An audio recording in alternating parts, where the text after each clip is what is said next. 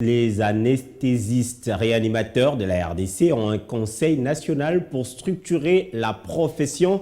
C'est l'issue de l'Assemblée générale tenue à Kinshasa. Le CNTR suscite des attentes de professionnels de santé qui posent des actes spéciaux et devraient être appréciés à juste valeur.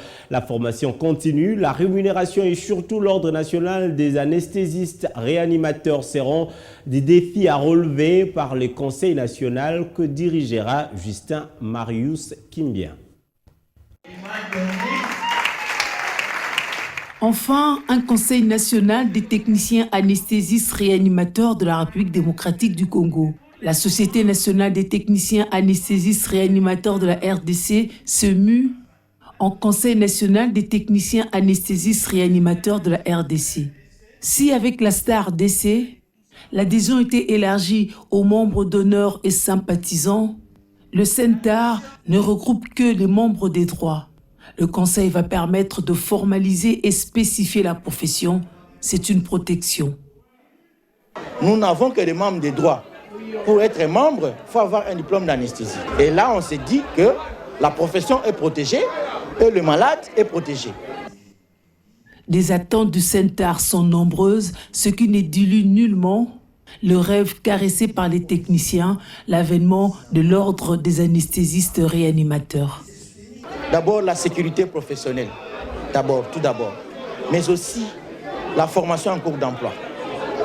C'est tout ce qu'ils peuvent attendre du CNTAR. L'État doit réguler la profession. C'est son rôle. Si on ne devient pas l'ordre, c'est-à-dire qu'il n'y aura pas une loi, mais on doit savoir qui et qui fait quoi. Si il y a des anesthésistes, on doit les identifier, on doit les coordonner, on doit les surveiller. Moindre bêtise, ils doivent être sanctionnés. Mais s'il n'y a pas l'ordre, donc il y a un désordre.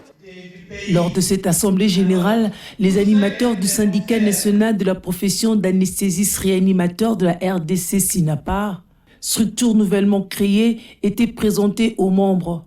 Sa présidente, qui a rappelé les conditions socio-professionnelles difficiles dans lesquelles travaillent ces professionnels, a identifié les priorités de son syndicat.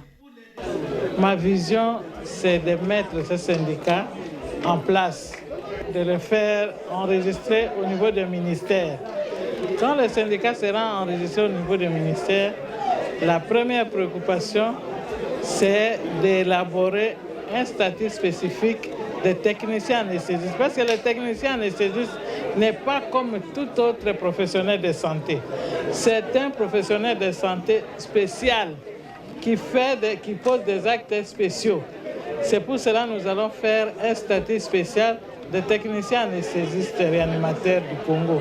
Et après ça, les techniciens anesthésistes du Congo doivent être rémunérés comme il faut par rapport à ce qu'il fait comme travail. Il y a, par exemple, pour le moment, avec la pandémie du monde, c'est la nécessité qui est au premier plan.